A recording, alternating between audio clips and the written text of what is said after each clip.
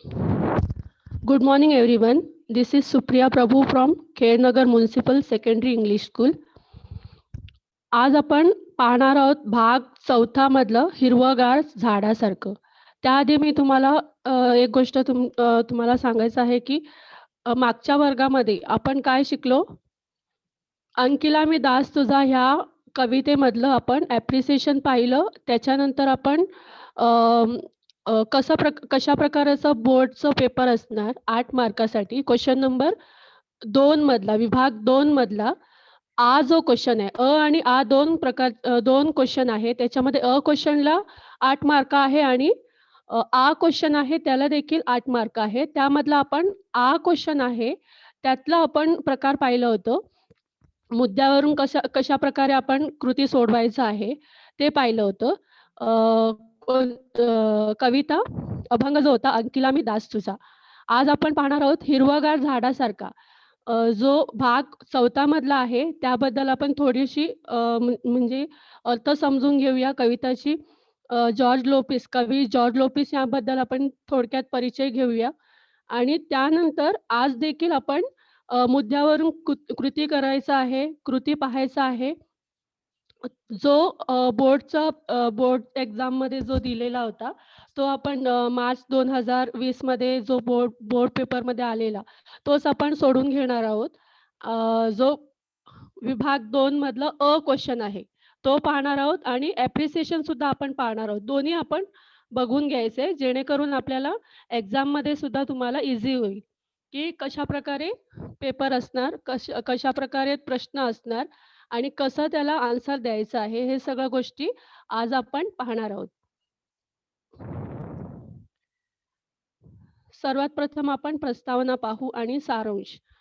इथे कवी George Lopes हे जे कवी आहेत ते खूप संवेदनशील आहेत.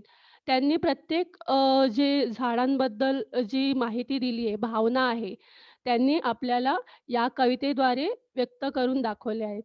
तर ही कविता आपण कुठून आलेलं आहे ते पाहू.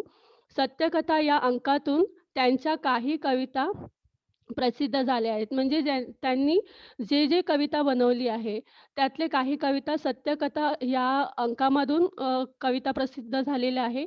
त्यानंतर रक्तात भिनलेल्या कविता पूर्ण झाले आहे, हे त्यांचे कविता संग्रह प्रसिद्ध आहे. तर हे 2 कविता संग्रह आहे.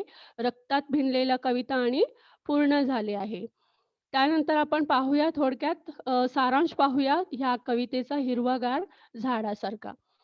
झाडांची सहनशीलता म्हणजे कसं आपण सहन करू शकतो, कैसे हम लोग खुद को कंट्रोल कर सकते हैं, उसके बारे में. देन दातृत्वता. दातृत्वता म्हणजे काय? दातृत्व म्हणजे काय? की देण्याची प्रवृत्ती. आपल्याकडे जे आहे ते देत राहायचं. मतलब क्या है कि हमारे पास जो कुछ है, वो देते रहना है. वो ऐसे कौन करता है? वो निसर्ग ही कर सकता है. ओके. देन सहकार्याची वृत्ती म्हणजे काय? कॉपरेशन. मग आपल्याला काय करायचं आहे, की इथे आपल्याला झाडांच्या द्वारे आपल्याला उदाहरण दिलेले कवी जॉर्ज लोपिस यांनी, की आपल्याला ही जी गुण आहे, जसं की सहकार्याची वृत्ती असो, सहनशीलता असो, दातृत्व असो, कठीण प्रसंगातही घट्ट पाय रोवून राहण्याची वृत्ती इत्यादींचे वर्णन प्रस्तुत कवितेत केलेले आहे. म्हणजे कवी जॉर्ज लोपिस यांनी आपल्याला ह्या सगळे जी दैवी गुण आहे, ते आपल्याला सांगितले आहे. त्यांची जी भावना आहे त्या झाडांबद्दल त्यांनी व्यक्त केलेले आहे. हे सगळं गोष्ट ही कविता आपल्याला का देतात? कारण आपल्यामध्ये पण ती गुण रुजू व्हायला पाहिजे. आपल्यामध्ये पण ती बदल व्हायला पाहिजे. यासाठी नीतिमूल्य जे आहे ते कवितांद्वारे, पाठांद्वारे आपल्याला देत असतात. त्यानंतर आनंदी जीवन जगण्यासाठी हे सर्व गुण आपल्या अंगी बाणवावेत. झाडासारखे हिरवेगार, ताजे, प्रफुल्लित राहावे असा संदेश प्रस्तुत कवितेत दिला आहे. म्हणजे जर आपण एखाद्याला मदत करू, त्यावेळेला आपल्याला किती आनंद वाटतं, स्वतःला किती आनंद वाटतं, चांगलं फील होतं ना. जब हम किसी को मदद करते हैं, तो अपने को कितना अच्छा फील होता है ना. वही अगर तेच आपण पाहिलं, की आपण आपल्यापुरतीच राहणार, आपला स्वार्थच पाहणार. दिवसभर आपण आपल्यासाठीच जगणार. तर त्याच्यामध्ये आपण गुंतूनच जाणार. आपल्याला तो आनंद मिळत नाही. जो आनंद आपण दुसऱ्यांना मदत करतो, त्यावेळेला जी आनंद आपल्याला वाटतं, ती आनंद आपल्याला स्वार्थासाठी आपण जगत असतो, ती मिळत नाही. म्हणून कवी जॉर्ज लोपिस यांनी ह्या सगळ्या निसर्गाचे जे गुण आहे, त्याद्वारे आपल्याला अ, नीतिमूल्य आपल्याला सांगत आहेत. ओके. देन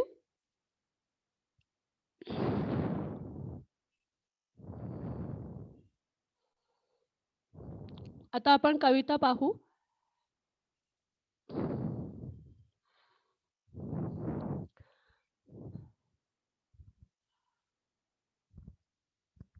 झाड बसते ध्यानस्थ ऋषीसारखा मौन व्रत, धारण करून तपश्चर्या करतं. म्हणजे झाड बसते ध्यानस्थ ऋषीसारखा मौन व्रत धारण करून तपश्चर्या करत. म्हणजे काय? झाड कसे बसते? जसं की ध्यानस्थ ऋषीसारखं म्हणजे एखादे ऋषी-मुनी वगैरे तपस्या करत बसतात. आपण ह्याच्यामध्ये सीरियलमध्ये वगैरे पाहिले आहेत, की की ऋषी-मुनी वगैरे कसं ध्यान करत असतात. हे झाडाखाली जसं झाडसुद्धा ध्यानस्थ ऋषीसारखं मौन उभं आहे. तपश्चर्या करत उभं आहे. ओके. पक्षी झाडांचे कुणीच नसतात, तरी हे झाड त्यांचे असतात. म्हणजे काय? पक्षी आता आपण आपलं उदाहरण देऊया. आपले कोण नातेवाईक असतात, तर ते नातेवाईक आपल्या घरी येत असतात. सण-समारंभ असो, काही काही निमित्ताने आपल्याकडे येत असतात. आपण त्यांच्याकडे जात असतो. अशा प्रकारे आपण एक दुसऱ्यांच्या घरी जात येत असतो. तसंच इथे पक्षी झाडांचे कुणीच नसतात. तर इथे झाडांचं आणि पक्ष्यांचं काहीच नातं नाहीये. तरीसुद्धा जे पक्षी आहेत, पंछी हैं, वो पेड़ पे हमेशा आते-जाते रहते हैं। उनका संबंध कुछ भी नहीं है, उनका रिलेशन कुछ भी नहीं है। फिर भी वो सारे पंछियाँ हैं, वो झाड़ के ऊपर आते हैं, झाड़ पर बैठने आते हैं। मुळावर घाव घातला तरी झाड मुकाट सहन करते. म्हणजे काय, की आपण जर झाडाच्या मुळावरती आपण घाव घातला, आपण तोडण्यासाठी आपण घाव घातला किंवा कोणी घाव म्हणजे मुळावरती घाव घातला, तरीसुद्धा झाड मुकाट सहन करते. मुकाट म्हणजे काय? शांत, न बोलता. मुकाट म्हणजे शांत राहणं. म्हणजे आता अ, मागच्या वर्गात सुद्धा मी तुम्हाला ह्या गोष्टींबद्दल सांगितलं होतं, की आपण ज्यावेळेस कोणी आपल्याला त्रास देतं, कोणी आपल्याला ओरडतात किंवा आपल्याला काहीतरी त्यांनी इजा केलं, तर आपण लगेच रिएक्ट करतो. आपण लगेच त्यांना रिएक्ट करतो. पण इथे झाड जो आहे तो मुकाट सहन करत असते आणि त्याला काहीही करा. तुम्ही पानं तोडा, त्याचा फांदी तोडा किंवा त्याला घाव करा. काही केलं तरीसुद्धा काहीच रिएक्ट करत नाही. म्हणजे ती संवेदनशीलता आहे. ओके. झाडांच्या पानावरून वहीच्या पानावर अलगद उतरतात दवाचे टपोरे थेंब. टप दवा के टपोरे थेंब थेंब म्हणजे काय? ओस की बूंदें। जो सुबह की अर्ली मॉर्निंग में जब ओस के ये पेड़ पौधे हैं या फिर ये जो ग्रासेस है, उसके ऊपर से वो जो ओस की बूंदें होती है, वो अर्ली मॉर्निंग में ही उसका अनुभव ले सकते हैं। तो यहाँ पर इथे कवी जॉर्ज लोपेस हे आपल्याला सांगतात, की झाडांच्या पानावरून वहीच्या पानावर अलगद उतरतात दवांचे टपोरे थेंब. म्हणजे काय? झाडांच्या पानावरून वहीच्या पानावर म्हणजे कवी जेव्हा झाडांना बघत असतात, एकटक बघत असतात, त्यावेळेला त्यांना असं ते त्यांना जाणवलं म्हणजे त्यांना कविता सुचली. ओके. हे झाड बघितलं, त्याच्यामधलं हे दवाचे टपोरे थेंब पाहिलं, त्यावरती त्यांना कविता सुचली आणि त्यांनी काय केलं, ती कविता लिहायला सुरुवात केली. ओके. त्याचं म्हणजे डायरेक्ट पण मीनिंग घेऊ शकतो, इनडायरेक्ट पण मीनिंग आपण दोन्ही मीनिंग समजून घेतलं. त्याच्यानंतर पाहूया झाडाकडे टक लावून पाहिलं तर शरीरभर विरघळतो हिरवा रंग. म्हणजे काय?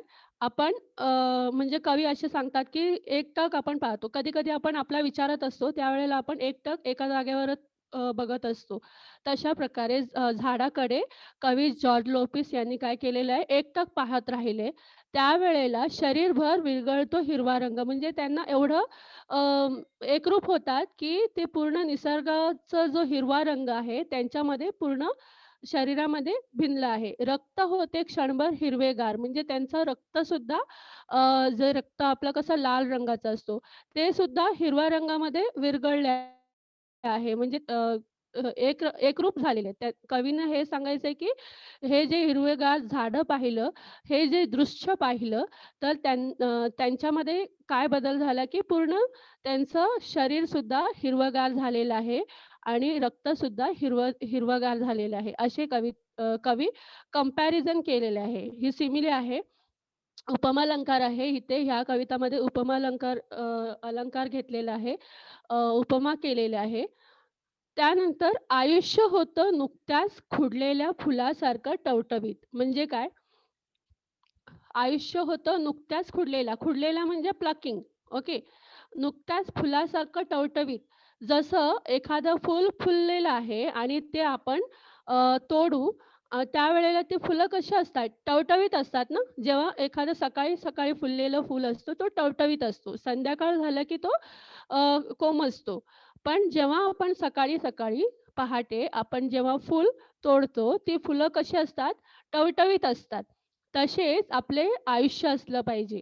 म्हणजे कवी जॉर्ज लोपिस आपल्याला काय सांगतात आहे, की जसं एखादं टवटवीत फुलं असतात, सकाळचे जसे फुललेले फुलं असतात, तसे आपलं आयुष्य असलं पाहिजे.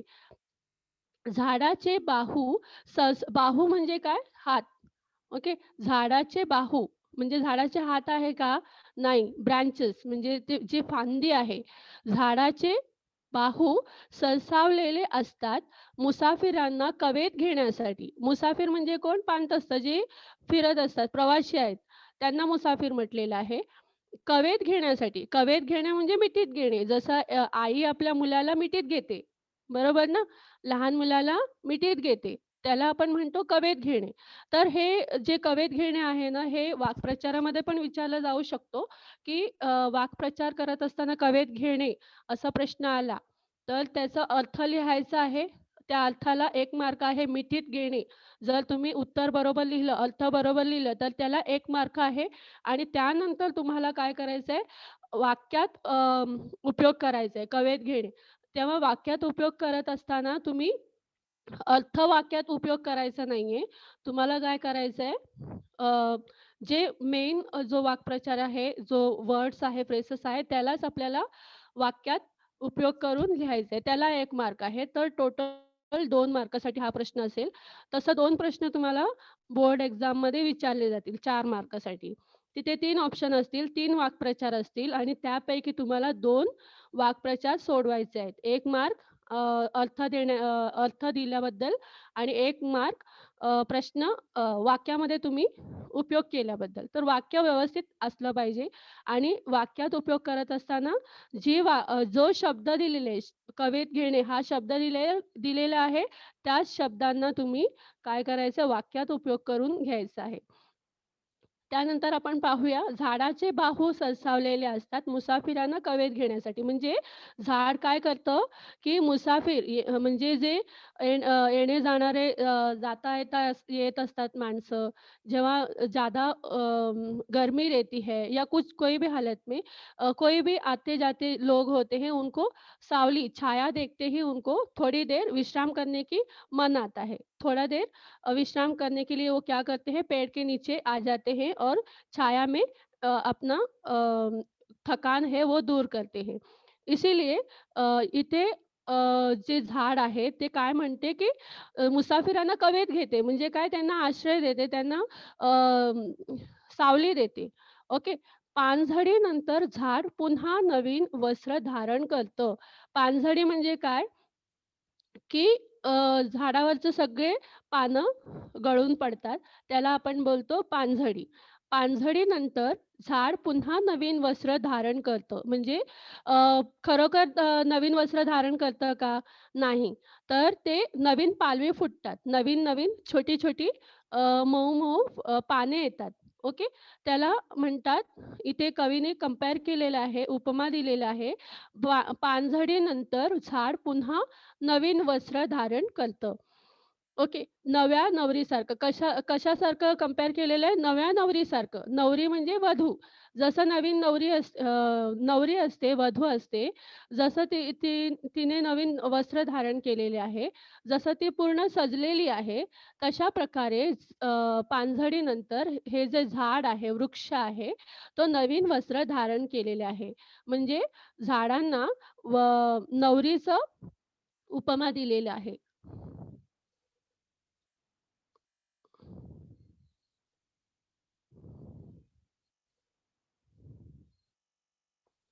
पुढे पाहू.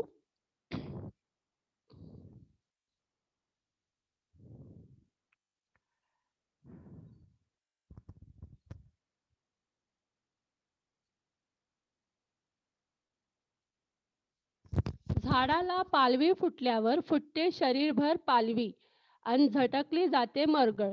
म्हणजे काय? झाडाला पालवी फुटल्यावर म्हणजे झाडावरचं जे सगळं पानझडी होतात, सगळं पानं गळून पडतात. त्यानंतर नवीन पालवी फुटते. त्यावेळेला फुटते शरीरभर पालवी म्हणजे पूर्ण झाडावरती नवीन पालवी येतात. नवीन-नवीन पाने येतात. छोटे-छोटे पानं येतात आणि झटकली जाते मरगळ. जेव्हा आपण नवीन पालवी आलेले जे झाड असतात, वृक्ष असतात, ते पाहिलं की आपल्याला कसं वाटतं? आनंद वाटतं, प्रसन्न वाटतं. आपल्यामधली जी मरगळ म्हणजे काय? मरगळ झटकणे. इथे तुम्ही राइट हँड साइडला वाक्प्रचारामध्ये आणि त्यांचे अर्थ देखील तुम्ही पाहू शकता. मरगळ झटकणे म्हणजे आळस सोडणे. To rejuvenate. सो आळस सोडने मतलब आलस्य जो है, जो अपने में जो आलस्य जो आया है, मरगड़ आया है, वो अ, झटकना है। हम लोग छोड़ देते हैं। कभी जब हम ये ग्रीनरी देखते हैं, नया पत्ते जो आए हैं पेड़ को, वो जो सीनरी देखते हैं, तो अपने अपने में का जो उदासपन है, अपने में जो दुःख है, वो सारे दूर हो जाते हैं और हमारा मन प्रसन्न हो जाता है। ओके? झाडाला पालवी फुटल्यावर फुटते शरीरभर पालवी आणि झटकली जाते मरगळ. त्यानंतर पक्ष्यांचा मंजूळ नादात झाडांचंही जीवनाचं अ, एक संत गाणे दडलेले असते. म्हणजे काय पक्ष्यांचा मंजूळ नाद यानी कि क्या चिलबिल करते हैं ना पंछियों का जो चिलबिलाट है वो कहाँ पर करती है पेड़ पे आकर ओके पेड़ पर आकर अगर आप लोगों ने जंगल में या फिर अपने खुद ने अनुभव लिया होगा तो किसी पेड़ पौधे अगर तुम लोग जाओगे तो वहाँ पर बहुत सारे पक्षी जो है वो अलग-अलग प्रकार के पंछियाँ आते हैं, वहाँ पर चिलबिलाट करते हैं, अलग-अलग प्रकार के अलग-अलग उनकी ध्वनि होती है। जैसे कोयल की ध्वनि है और पैरट का है या फिर स्पैरो है, हर पक्षी का अलग-अलग आवाज़ होते हैं. तो हे सारे मंजूळ नाद जो आहे, वो झाडांच्याही जीवनात एक संत गाणे दडलेले असतात. म्हणजे काय, की झाड जर एकटाच उभा असेल, तर त्याला स्वतःला आनंद वाटत नाही, बोर होतो. जसं आपण बघतो ना, की आपण एकटे-एकटे राहिलो, तर आपल्याला चांगलं वाटत नाही. जेव्हा आपण आपल्या घरातले माणसं असतील, आपले फ्रेंड्स असतील, ते सगळे आपल्याबरोबर असतील, तर आपल्याला बरं वाटतं. बरोबर की नाही? तो अगर हमारे फ्रेंड सर्कल होते हैं, अगर हमारे घर के सब मेंबर्स होते हैं, अपने साथ होते हैं, तो अपने को अच्छा फ़ील होता है ना, अपने को अच्छा लगता है। हमको इन सभी लोगों के साथ में रहने को अच्छा लगता है। अगर हम अकेले-अकेले ही रहे हम अकेले ही खाना बनाएँगे, अकेले अकेले ही खाना खाएँगे, अकेले ही कहीं पर जाएँगे, तो वो जीवन में अच्छा फ़ीलिंग आता नहीं है, अच्छा नहीं लगता है। ज क्योंकि अपने को सभी के साथ रहने को अच्छा लगता है। वैसे ही इस पेड़ को भी वही फीलिंग आता है कि अगर वो पेड़ अकेला ही खड़ा रहा तो उसका जीवन में जीवन सार्थक हुआ ऐसा नहीं लगता है। जब उस पेड़ को अगर सभी प्रकार के पंछियाँ आएँगे, बैठेंगे, चिलबिलाट करेंगे उसके ऊपर जो फल-फूल जो है उसके मकरंद जो है, मध है वो लेंगे, फल खाएँगे तो ही उस पेड़ का जीवन सार्थक हुआ ऐसा उसको फीलिंग आता है, अच्छा लगता है। ओके. पक्ष्यांच्या मंजूळ नादात झाडाचंही जीवनाचं एक संत गाणे. संत म्हणजे काय? मंद, सावकाश. संत गाणे दडलेले असते. म्हणजे जर ह्या झाडांमध्ये जर पक्ष्यांचं मंजूळ नाद असलं तरच ते झाड काय सांगतं, की माझं जीवन सार्थक झालं. ओके. हसावं कसं सळसळत्या पानासारखा. सळसळत्या यानी की जब हवा आती है, हवा तेज चलती है, तब पत्ते जोर-जोर से हिलने लगते हैं, उसको बोलते हैं सळसळणं. हसावं कसं सळसळत्या पानासारखं. म्हणजे जेव्हा वारा येतो त्यावेळेस पानं कशाप्रकारे सळसळतो, कशाप्रकारे हलत असतो, म्हणजे ते हसणं. पानाचं हसणं म्हणजे काय? ते सळसळणारी पानं झाडांचं हसणं म्हणजे काय? सळसळणारी पानं. म्हणजे झाड हसतं हे दाखवायचं आहे. जसं आपण माणूस हसतो म्हणजे एखादी गोष्ट आपल्याला आनंद वाटलं किंवा काही जोक असेल त्यामध्ये आपल्याला आनंद वाटला, त्यावेळेस आपण काय करतो हसतो. तसंच झाड कधी हसतं जेव्हा हवा येतो. हवा आल्या की जे पानं असतात ते सळसळतात. त्याला आपण म्हणतो सळसळणं. इथे कवीने असं सांगितलं आहे की पान हसतं. सळसळणारे पानासारखं. हसावं कसं सळसळणारे पानासारखं. म्हणजे आपण एकदम अं, मुग्धपणे आपण असलं पाहिजे. जसं पान आहे, जे आपल्याला सात्विकता दिसते, तसंच आपल्यामध्ये सुद्धा तसं मुग्धता असलं पाहिजे, तशी सात्विकता असली पाहिजे. मुळावं मुळावं मुरावं कसं, तर झाडासारखं घट्ट पाय रोवीत. म्हणजे काय? अ, एखादं झाड असेल, त्याचा मूळ जो रूट आहे, तो खालपर्यंत पोहोचलेला असतो. त्याला डीपपर्यंत तो पोहोचलेला असतो. तसं झाड घट्टपणे रोवून उभं आहे. तसं म्हणजे इथे आपल्याला काय सांगितलंय कवी जॉर्ज लोपेसने, की किती संकट आले, किती आपल्यावरती त्रास झाला, आपल्याला दुःख झालं, तरीसुद्धा आपण झाडासारखं घट्ट उभं राहिलं पाहिजे. म्हणजे आपण अ, अ, काय बोलतो संयमाने आपल्याला सगळ्या गोष्टी आपण फेस करायचं आहे. आपण काय शिकायचं आहे, हे झाडाकडून ह्या सगळ्या गोष्टी शिकल्या पाहिजे. असे कवी जॉर्ज लोपेस आपल्याला सांगत आहेत. जगावं कसं तर हिरवंगार झाडासारखं, रोजचं चिंतन करावं कसं तर झाडासारखं. म्हणजे काय, की जगावं कसं म्हणजे आपण कसं जगलं पाहिजे. म्हणजे आपण नेहमी देत राहायला पाहिजे. आपण नेहमी कोणताही प्रसंग आला तर ते आपण खंबीरपणे उभं राहून फेस केलं पाहिजे. हमको हर हर कोई प्रसंग आता है हमारे जीवन में, उस समय में हमको ढलना नहीं है, हमको फेस करना है, हर चीज़ को अपने को फेस करना है। हम अपने मन को कमज़ोर नहीं करना है और अपने को स्ट्रॉन्ग बन के क्या करना है, जैसे पेड़-पौधे स्ट्रॉन्ग होते हैं, कोई भी हालत में वो सहन करके खड़े होते हैं, वैसे ही हमको क्या करना है स्ट्रॉन्ग बनना है। जगावं कसं तर हिरवंगार झाडासारखं. म्हणजे आपल्याला झाड बघितलं तर आपल्याला कसं वाटतं? प्रसन्न वाटतं ना? दुःख होतं का कोणाला झाड पाहिलं की, ग्रीनरीज पाहिलं की आपल्याला आनंदच वाटतो ना? कितीही आपल्या मनामध्ये दुःख असेल, काही आपल्यामध्ये काही त्रास असेल, कसलं विचार असेल, ते सगळं दूर होतं आणि आपण त्या ग्रीनरीचा आनंद घेतो. त्या ग्रीनरीचा आपल्याला आनंद वाटतो. तसंच एखाद्या माणसाने आपल्याला पाहिलं तर आपल्यामध्ये जी जर आपल्या जसं ह्या झाडांमधला जो गुण आहे, तो गुण आपल्यामध्ये देखील असलं, तर समोरच्या व्यक्तीला आपल्याला पाहिलं की आनंद वाटला पाहिजे. आपल्याला पाहिलं की त्यांना देखील त्यांच्या मनातलं जो दुःख असेल, तो दूर झाला पाहिजे. तशी आपल्यामध्ये तो सगळं गुण आहे, तो रुजू केलं पाहिजे आणि प्रयत्न करायला पाहिजे. रोजचं चिंतन करावं कसं? तर झाडासारखं. म्हणजे आपण हे गोष्ट नेहमी चिंतन करत राहायला पाहिजे, की हे सगळे झाडांचे जे गुण आहे, जे दैवी गुण आहे, जसं दातृत्वता आपण पहिलंच पाहिलेलं, की सहनशीलता असो, दातृत्व असो, सहकार्याची वृत्ती म्हणजे आपण नेहमी दुसऱ्यांना मदत करायला हवे. आपण मदत करत राहायला पाहिजे आणि कोणत्याही प्रसंगामध्ये आपण ढळलं नाही पाहिजे. हे सगळे जे दैवी गुण आहे, ते आपण ह्या कवितेद्वारे शिकलं पाहिजे आणि ते आपण आत्मसात करायला हवं.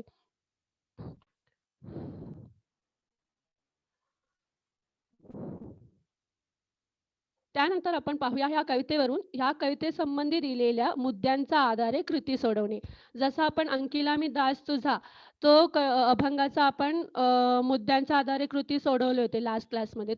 तशाच प्रकारे आपल्याला हिरवंगार झाडांसारखा ह्यामध्ये देखील आपल्याला कृती सोडवायचं आहे.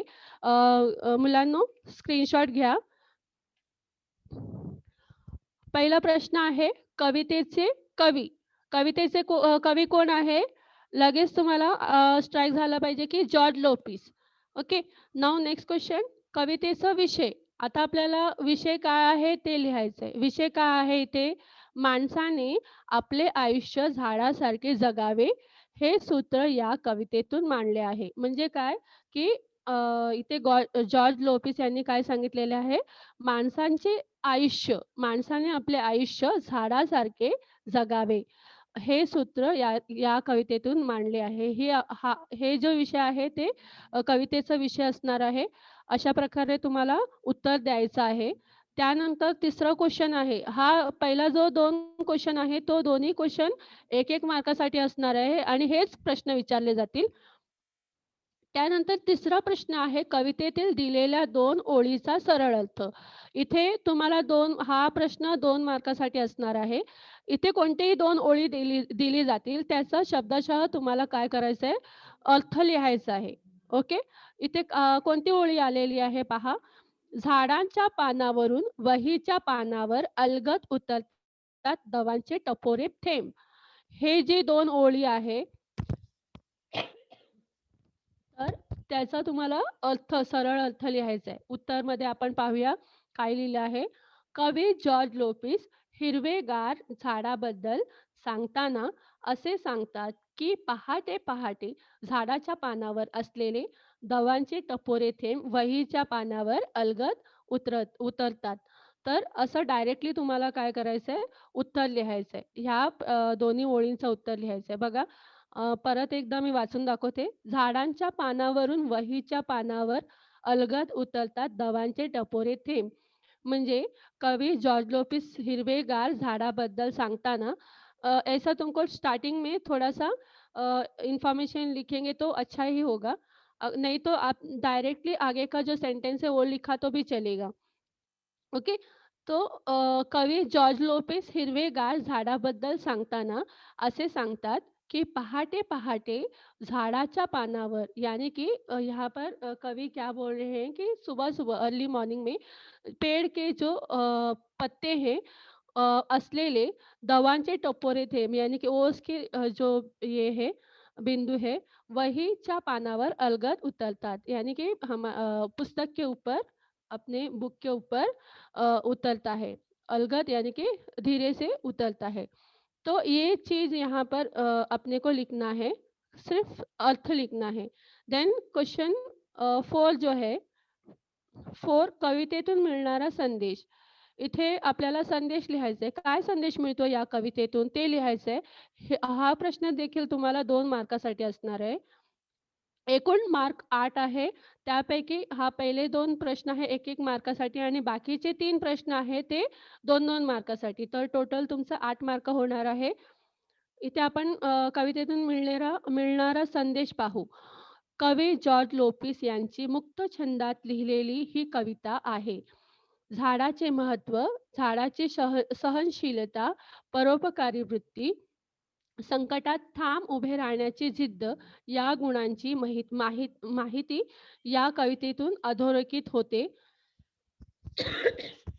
माणसाने झाडासारखे प्रसन्न व हिरवेगार असावे अशी शिकवण ही कविता देते। तो इसमें तुमको क्या करना है जो समरी मैंने स्टार्टिंग में बताया था, वो समरी तुमको संदेश लिखना है। तो इसके लिए मैंने लास्ट क्लास में बताया था मागच्या क्लासमध्ये मी सांगितलं होतं की प्रत्येक कवितामधली जी समरी आहे ते आपल्याला माहीत असलं पाहिजे. कोणती कविता आहे, ती कविताची टायटल आठवणीत राहायला पाहिजे. त्या कवितेचा कवी किंवा कवयित्री कोण आहे ते आपल्याला बायहार्ट करून ठेवायचं आहे. त्यानंतर आता हिरवागार झाडासारखं तर आपल्याला लगेच समजलं पाहिजे की कवी जॉर्ज लोपिस यांनी हिरवागार झाडासारखं झाडांची जी गुण आहे ते गुण आपल्याला सांगत आहे, की आपण माणसांनी सुद्धा आपण तशा प्रकारे ते गुण आत्मसात करायला हवं आहे. ती नीतिमूल्य आहे ते आपल्याला सांगितली आहे. लगेच आपल्याला ती समरी माहिती असली पाहिजे. तर इथे तेच इथे हाच जे संदेश इथे कवी जॉर्ज लोपेस सांगत आहेत, की मुक्त छंदात लिहिलेली ही कविता आहे. झाडाचे महत्त्व, झाडाची सहनशीलता, परोपकारी वृत्ती, संकटात ठाम उभे राहण्याची जिद्द या गुणांची माहिती या कवितेतून अधोरेखित होते. अ, तुम्ही तुमच्या वाक्यात हे लिहिलं तरी चालेल, पण व्यवस्थित लिहिलं पाहिजे. 2 ते 3 सेंटेन्समध्ये लिहिलं पाहिजे, तरच इथे तुम्हाला 2 मार्क मिळतील. ओके.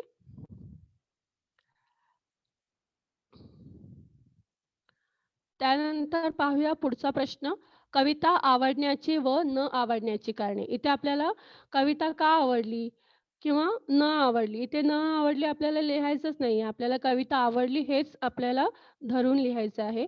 तर इथे बघा कविता आवडलेल्याचे आपण कशाप्रकारे उत्तर दिलेले आहे.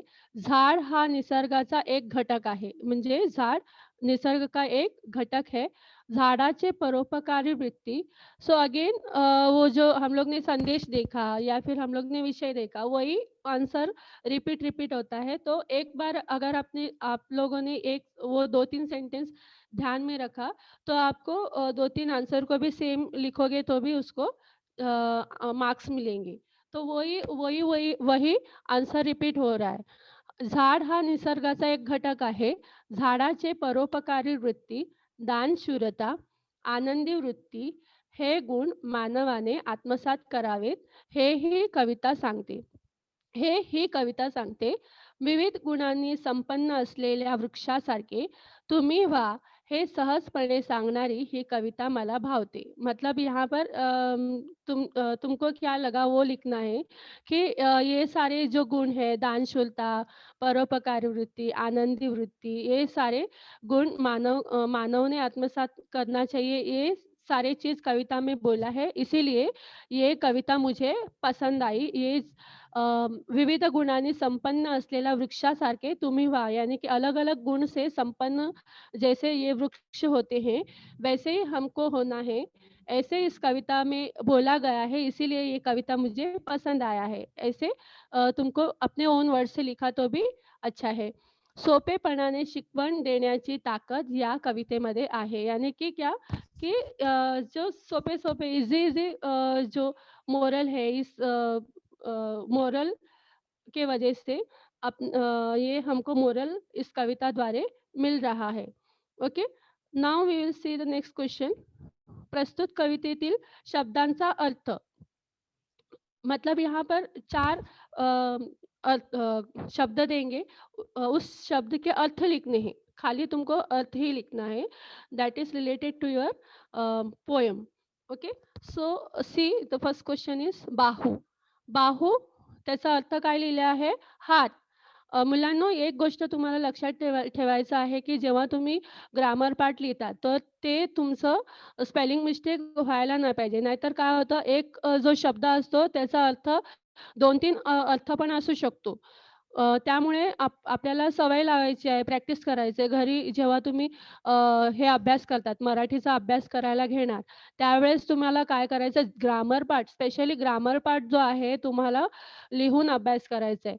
कारण खूप वेळा स्पेलिंग मिस्टेक होतात आणि एक अर्थाचा वेगळाच अर्थ निघतो. म्हणजे तुम्ही जे लिहिलेलं असणार, तो स्पेलिंग मिस्टेक असेल, तर त्याचा अर्थ होणारच नाही. त्यामुळे तुमचा मार्क कट होऊ शकतो. म्हणून इथे ही गोष्ट लक्षात ठेवायला पाहिजे, की हे सगळे तुम्ही ग्रामर करणार आहात, ते ग्रामर तुम्ही लिहून प्रॅक्टिस करायचं. जसं आपण मॅथ्स सब्जेक्ट आहे, तो आपण लिहून प्रॅक्टिस करतो. तसंच आपल्याला ग्रामर पार्ट असो किंवा तुमचा क्वेशन आन्सर पण असो, तुम्ही लिहून प्रॅक्टिस करायला हवंय. कारण मराठी थोडं डिफिकल्ट जातो. त्यामुळे आपल्याला लिहून प्रॅक्टिस केलं तर आपल्याला लिहायचं पण प्रॅक्टिस होईल, हँडरायटिंग पण सुधारणार. आणि आपल्याला समजणार, की कोणती वेलांटी आहे, कोणता मात्रा आहे, हे सगळे गोष्टी आपल्याला लिहिता-लिहिता समजणार, की हे शब्द असा आहे, हे शब्द असा लिहायचा आहे, याचा अर्थ असा आहे आणि हे स्पेलिंग आपल्याला असं लिहायचं आहे. हे गोष्ट आपल्याला जेव्हा आपण लिहून प्रॅक्टिस करणार, त्यावेळेला आपल्याला सहजपणे उत्तर देखील तुम्हाला अ, आठवण राहणार आणि तुम्ही बरोबर तिथे उत्तर लिहू शकता. बाहू, हात. बाहु मीन्स हाथ, ऋषि यहाँ पर दो मीनिंग दिए हैं, मुनि या फिर साधु, दोनों भी लिखने का ज़रूरत है क्या? नहीं है, कोई दोनों में से एक लिखा तो भी चलेगा, you will get half an mark. Then वस्त्र, वस्त्र मीन्स कपडे, नवरी, वधू. तर अशा प्रकारे तुम्हाला उत्तर लिहायचं आहे, शब्दाचा अर्थ लिहायचा आहे.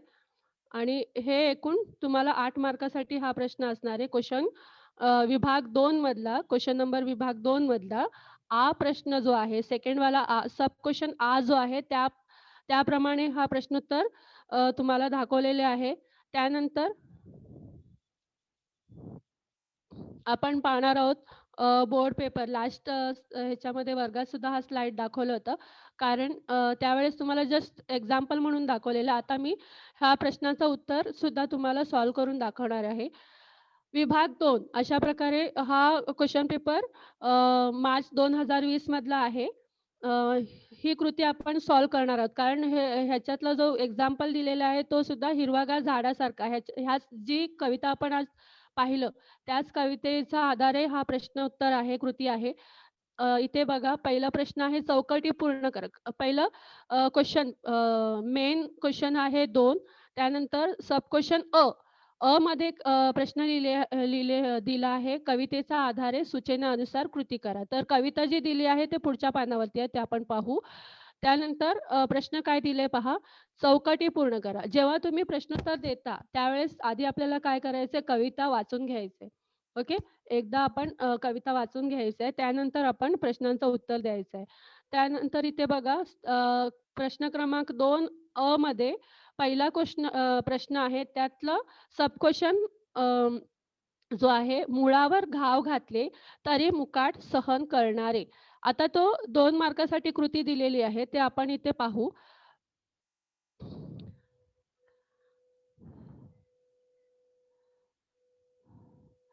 तुम्ही सांगू शकाल का मुलांनो? मुळावर घाव घातले तरी मुकाट सहन करणारे. उसका आंसर क्या आएगा बता सकते हो?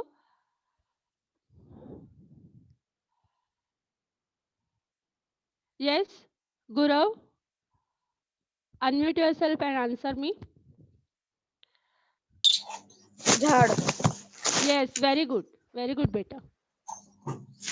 झाड. त्याचं उत्तर आहे झाड. ह्या उत्तराला तुम्हाला 1 मार्क मिळणार आहे. त्यानंतर आपण पाहू अलगद उतरणारे थेंब. दवाचे टपोरे थेंब. Yes, very good. अलगद उतरणारे थेंब, दवाचे टपोरे थेंब. त्यानंतर आपण पाहूया पुढचा प्रश्न. अशा प्रकारे तुम्हाला कविता दिलेली असणार आहे. सेकंड जो प्रश्न आहे आकृती पूर्ण करा. झाडाकडे एक टक लावून पाहिल्यानंतर घडणाऱ्या गोष्टी. त्याला तुम्हाला 2 मार्क दिलेले आहेत. त्यानंतर पुढचा प्रश्न शब्दांचा अर्थ 4 शब्द आहेत त्याचा तुम्हाला अर्थ लिहायचा आहे 2 मार्कासाठी. म्हणजे प्रत्येक शब्दाला जर तुम्ही उत्तर बरोबर दिले तर तुम्हाला तिथे अर्धा मार्क मिळणार आहे. त्यानंतर चौथा प्रश्न आहे काव्य सौंदर्य. म्हणजे इथे तुम्हाला एक ओळ दिलेली आहे. त्या ओळीचं तुम्हाला अर्थसौंदर्य म्हणजे अर्थ स्पष्ट करायचा आहे. तर त्यासाठी तुम्हाला 2 मार्क दिलेले आहेत. ह्या सगळ्या प्रश्नांचं स्लाइड्स आपण पुढे पाहू. झाडाकडे टक लावून पाहिल्यानंतर घडणाऱ्या गोष्टी. उत्तर देऊ शकता का मुलांनो? अभय, येस?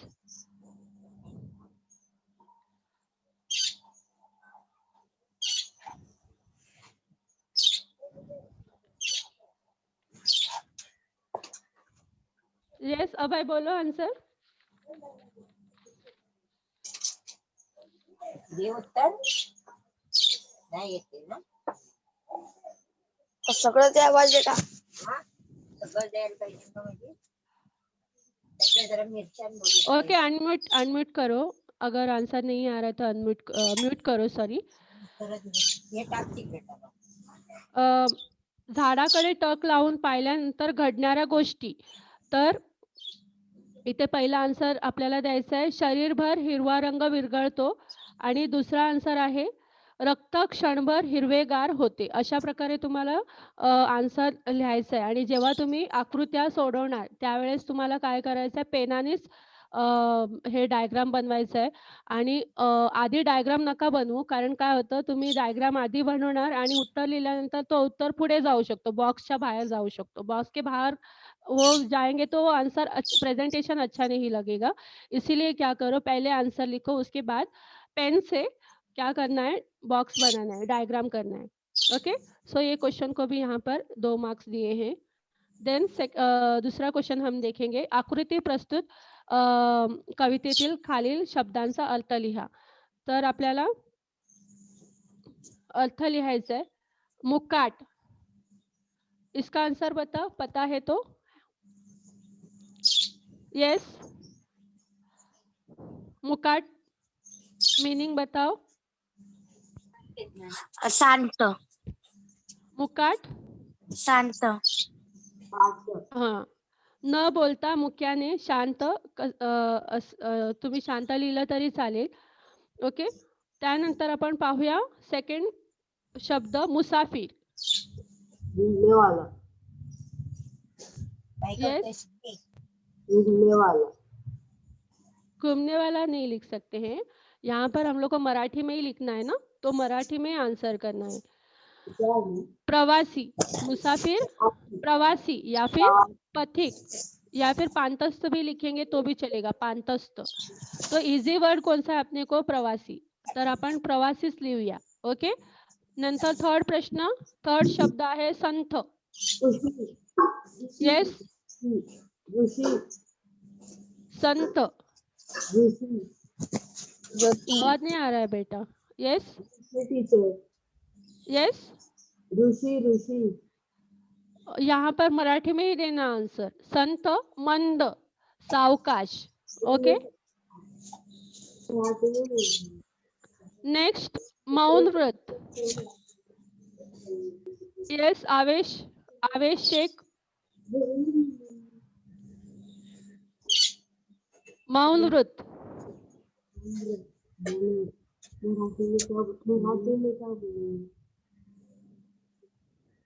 मौन व्रत.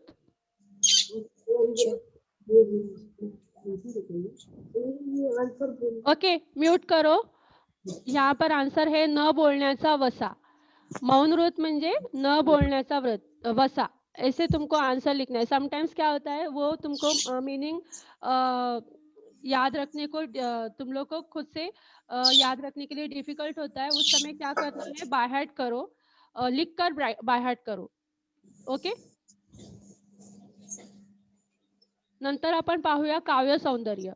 जगावं कसं तर हिरवगार झाडासारखं, या ओळीतील अर्थ सौंदर्य स्पष्ट करा.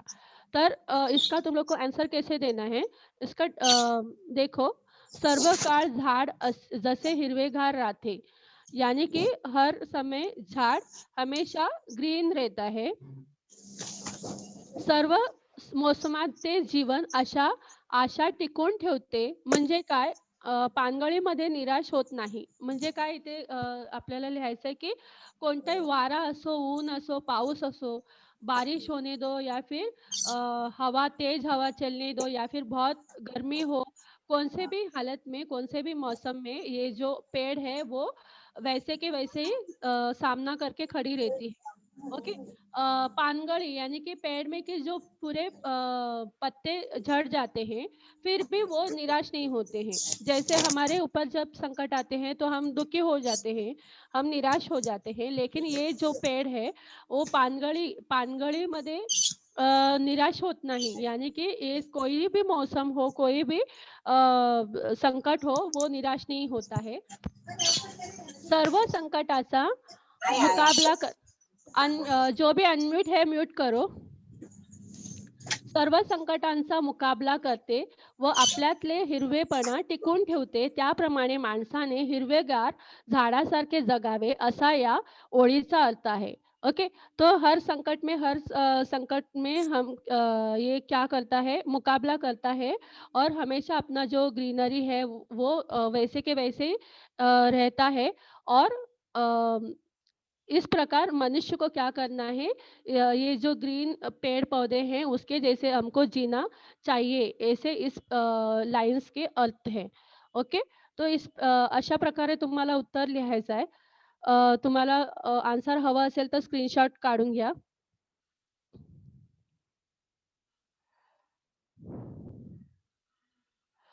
ओके. आता आपण कृती बघूया. कवीने झाडाला दिलेली उपमा.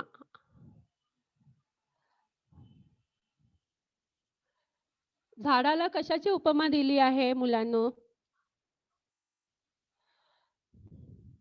येस?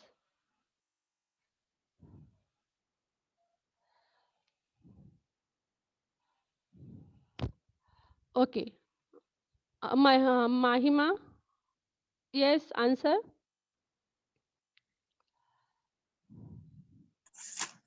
मिस ऋषी सारखं. हाँ, ऋषीसारखं, ध्यानस्थ ऋषीसारखं. ओके? इस तरह तुमको आन्सर लिखना है. सेकंड क्वेश्चन, पानझडीनंतरचे नवी वस्त्रे धारण करणारे झाड म्हणजे? क्या आएगा? Yes?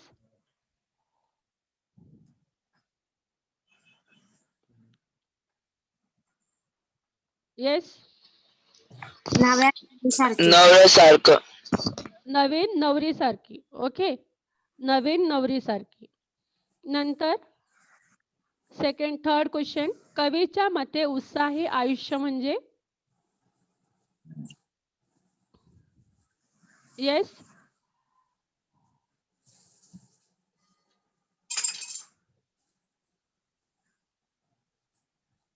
Yes?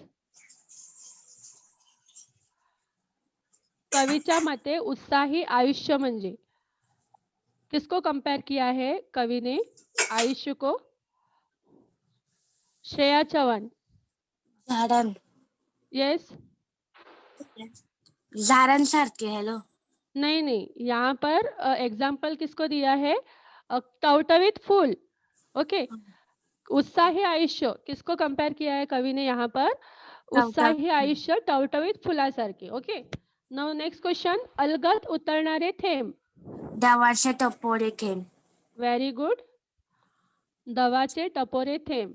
Now last question, फुटते शरीरभर पालवी याचा अर्थ?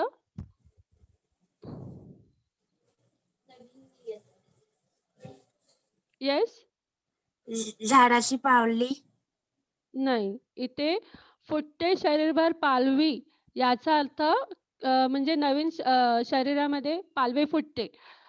तर ह्याचं उत्तर आहे मरगळ झटकली जाणे. जेव्हा मरगळ झटकलं जातं तेव्हा नवीन पालवी फुटते. शरीरामध्ये नवीन पालवी फुटते. हे उत्तर आहे.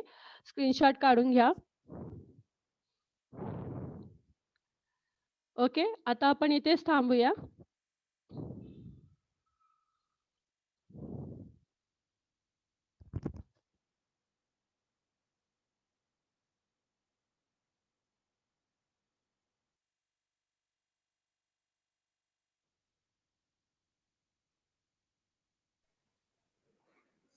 Thank you, ma'am.